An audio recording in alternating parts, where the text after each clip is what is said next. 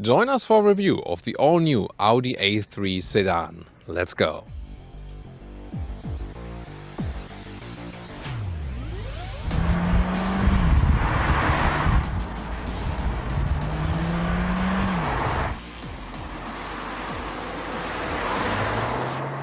Please subscribe to us if you haven't done so far, and thank you so much for all long-term subscribers.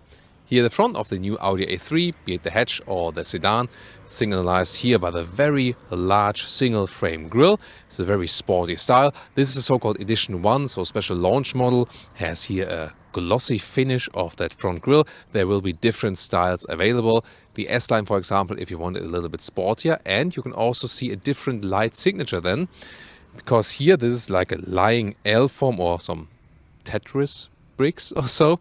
But in the S-Line it will be a vertical signature, so that's one step further of individualizing some trim lines over the headlamps. 4 meters 50, 14 foot 8 or 177 inches is the length of the A3 sedan. That means it's 15 centimeters or about 8 inches longer than the A3 hatch.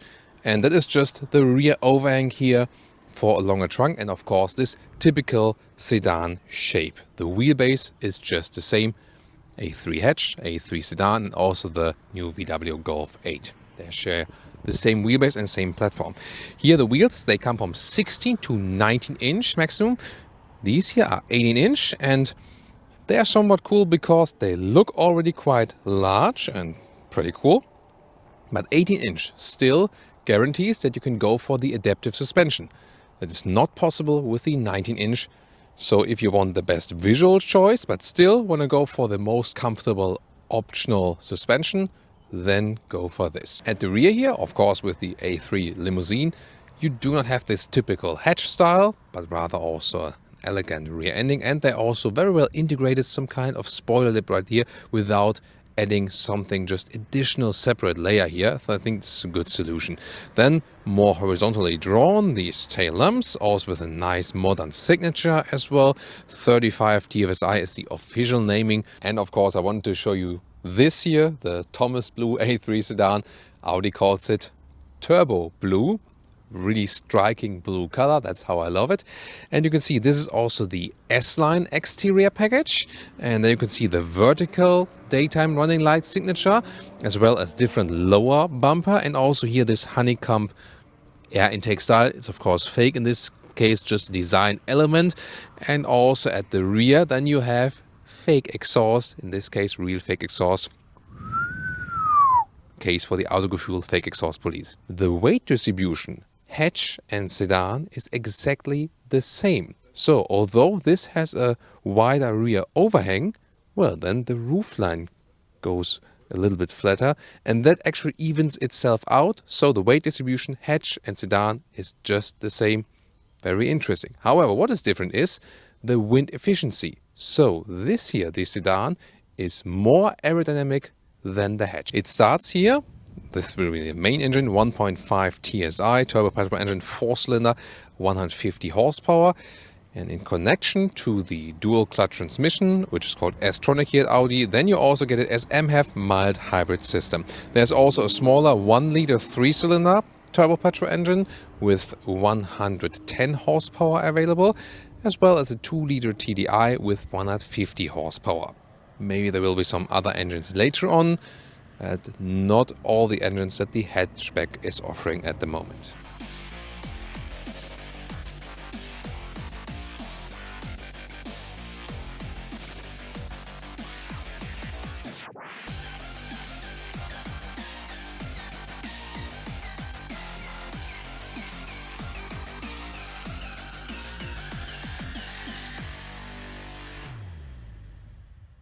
This is the car key, slim and light with a matte finish. Then door closing sound. Yeah, very solid, like that. Inside of the doors, the top part is somewhat soft touch. It's not entirely hard, but it's not super soft, but I think it's totally okay. A nice insert right there for design, and leads over to the special door handle, which is controlled from the lower entry. And that's actually more ergonomical and also looks fancy. Then more soft parts right there, also for the armrest. Then the buttons here, clicking sound. and also for, just holding it and pushing it further for the auto up and down for all 4 windows.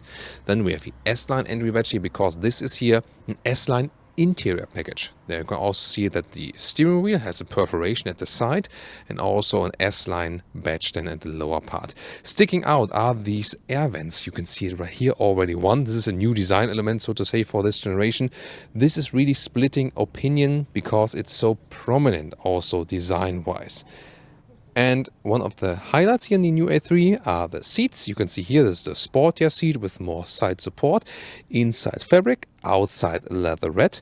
So it's animal free, and also the fabric is very well sustainably sourced because it's done from PET bottles. So they use recyclable materials or recycled materials not only for the seats but also for the floor mats, for example, and for the material below that.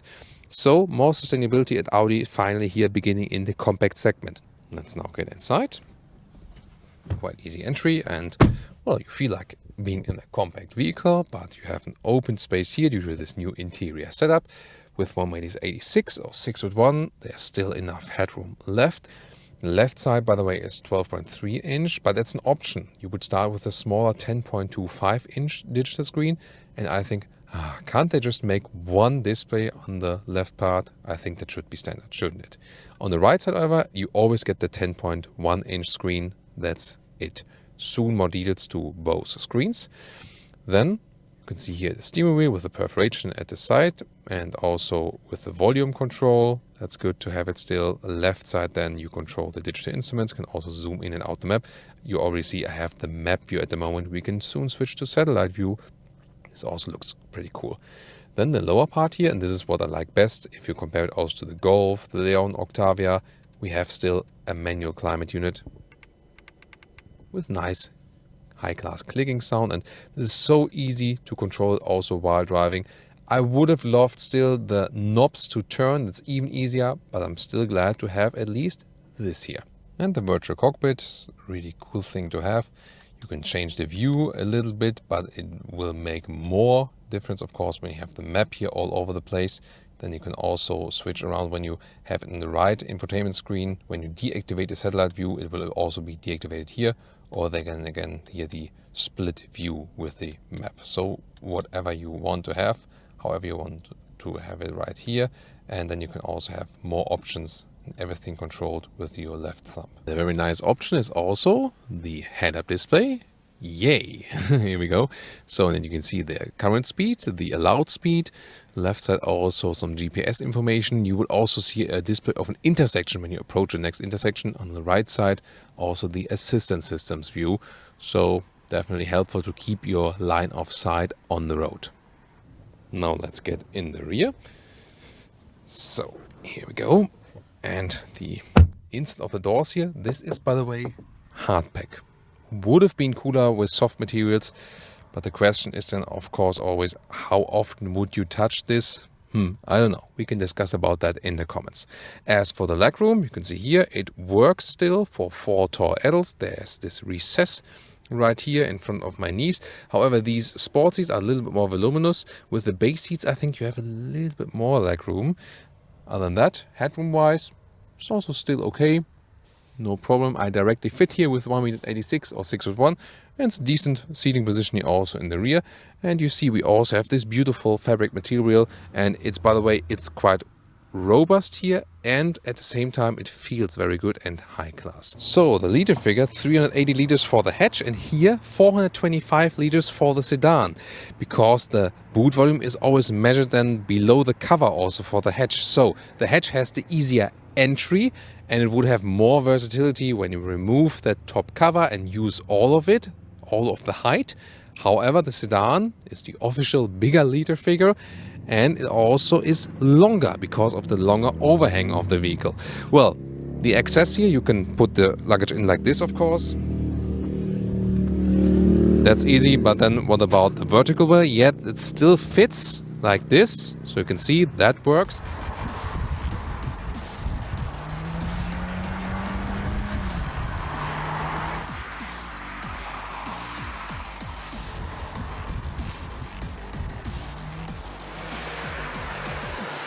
Welcome to Thomas's Driving Lounge with the all-new Audi A3, here today as the Audi A3 Sedan or the Audi A3 Limousine, or Limousine as we say in Germany.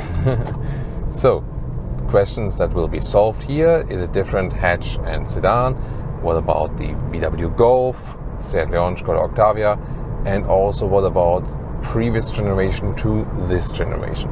First of all, in general about this car, it is a very calm driving experience for this compact segment, so the noise insulation is really very good, and it's also an agile driving experience here. Slalom, precise input from that steering wheel, there's no dead zone area here, and it's really just a perfect feeling with the steering wheel. It's actually pretty light, it's a little bit stiffer than when you are in a dynamic mode, but it's very well to control, so it serves you very well when you drive it here.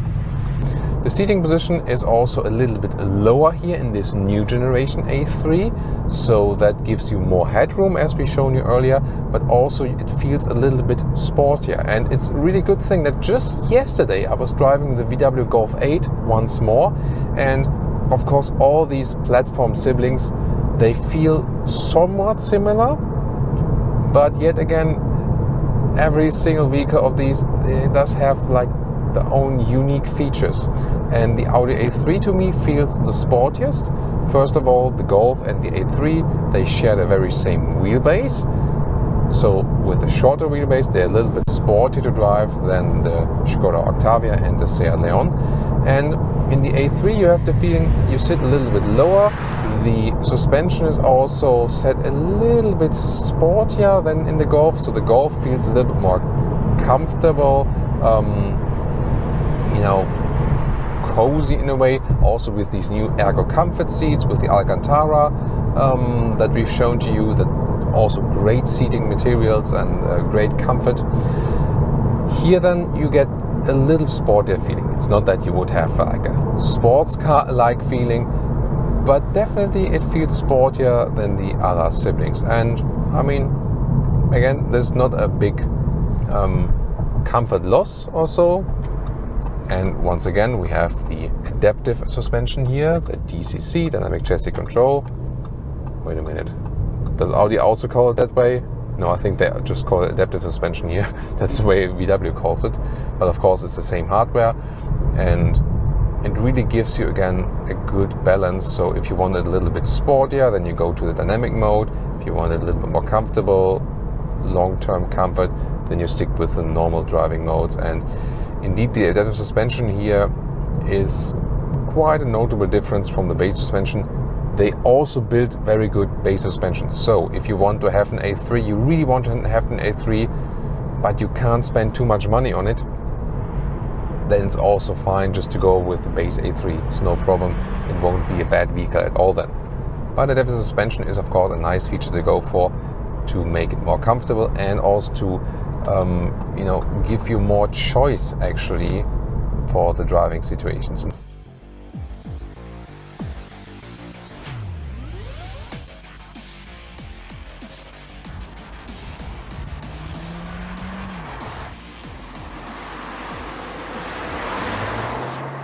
And now to the conclusion for today with the all-new Audi A3, here today as the A3 Sedan or A3 Limousine. Well, first of all, it's more elegant in the styling than the hatchback model. At least I think so. A lot of others think so too, I think. But it really depends on what you prefer. Do you prefer the hatchback or the sedan? Of course, you can pick. Here it's a little bit longer, so yeah, not as easy to park as with the hatchback. Still compact dimensions. But the advantage then is that you have a longer trunk, however not that easy to access than with the hatchback. So yeah, it's all about pro and con definitely. It really depends also on the markets, for example. So the US will get this sedan here, whereas they won't get the hatchbacks. And some markets rather prefer the sedans, some others prefer the hatchback. Definitely overall elegant styling here. On the interior, we have a high build quality. People say, yeah, here and there have been some coast cuttings. Maybe yes, but the overall build quality impression on the interior is still very, very high, I think. So if they did some coast cuttings in at parts where you don't really feel that much of a difference. However, still a good climate unit here, and that's also a big advantage to the other siblings. You can still have a manual climate unit, and that would be also one key factor. I would pick this one here over the others. And also great as for the seating choices, visually attractive and also animal friendly, and even more to that, even more better resource, so they have recyclable materials, so they also make a step forward as for sustainability for the interior materials all over the vehicle, as we shown you earlier. And also this new 1.5 TSI with the mild hybrid system, also very good in the fuel economy, so you can score some 5 to 6 liters or more kilometers, which is higher in the 40 mpg range. So I think as for the sustainability, one of the best vehicles that is here on the market yet from Audi. Driving wise, also very good on the road, a neutral handling, sporty, although this is not a special sports version, and also very comfortable at the same time with this optional adaptive suspension, which you should also go for when you can afford it. It's one of the most important options here, I think, when you want to increase the comfort even further. So a good compromise between all the things you might want to experience in everyday driving life. Overall, a very, very good package for this very vehicle. The only thing, of course, remains with the price. Yeah, I would like to take it over a lot of different other compact vehicles, but it's also one of the most expensive ones. That's the catch. So, thank you so much for tuning in today. Also check out the hatch review and also some of the competitor cars inside and outside the Volkswagen Corporation. See you there.